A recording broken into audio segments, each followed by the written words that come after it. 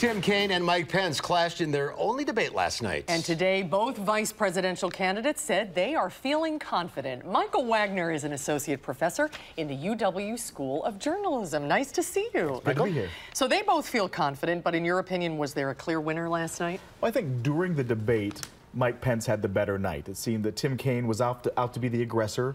He interrupted Pence a lot. Pence seemed very calm throughout most of the debate, and by and large won on style points. Substance, I think Kaine might have had a little bit of a better night, but the way that the post-debate spin has been, it looks like the Clinton campaign almost was setting Pence up.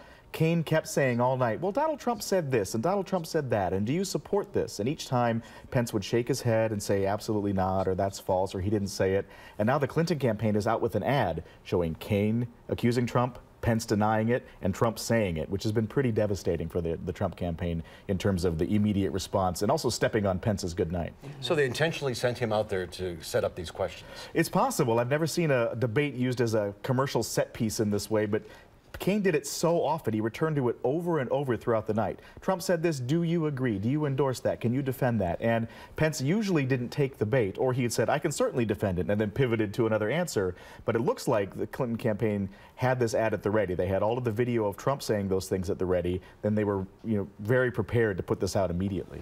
This was sort of billed as the vice presidential candidates were supposed to be the serious and civil debate, but Right. It was pretty fiery and feisty, and a lot of that, as you said, was led by Tim Kaine, which some people wondered if that was an interesting strategy. When you're up by 6 points, do you need to come out and be so aggressive? Yeah, usually the vice presidential candidates are the bulldogs, they're the attack dogs, but with Clinton in the lead, you would think maybe they would be a little calmer. I think Kaine was trying to get Pence to behave in a little more of an aggressive way. Trump behaved very aggressively. Some said unhinged after the first debate in some ways. And Pence's job really was to be a calming force for the Trump campaign. And I think he was successful. Kaine tried to irritate him and was largely unsuccessful at doing that, but they got a pretty good ad out of the debate.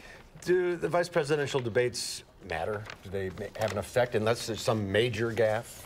Well, I think they matter in terms of our civic conversation. We ought to hear from the people who want to run the free world and the people who are going to be a heartbeat away from that. We should hear what they want to do and why. But does this move the needle? Probably not. Most people don't vote for number 2 on the ballot. And there was sort of a sobering statistic before the debate that more than 40% of people don't even know who the vice presidential candidates are. That's right. There are plenty of pretty funny comedy shows out there showing you, 8 or 9 people. Which one of these is Tim Kaine? Which one is Mike Pence? And yeah, lots and lots of people don't know. I wonder how many people actually watched, too. Lower numbers in the presidential debate, for sure. Yeah, I would imagine so. So, looking forward to Sunday, this is going to be a town hall for the candidates, Right. and Donald Trump's not used to that, interacting one-on-one with voters. It's a different environment because you're not just communicating to the camera and to the voters at home, but you're really trying to connect with the people in the room. And I think it plays on television. If the candidates aren't connecting in the room, if people look bored or upset, or if there are crowd responses that are negative,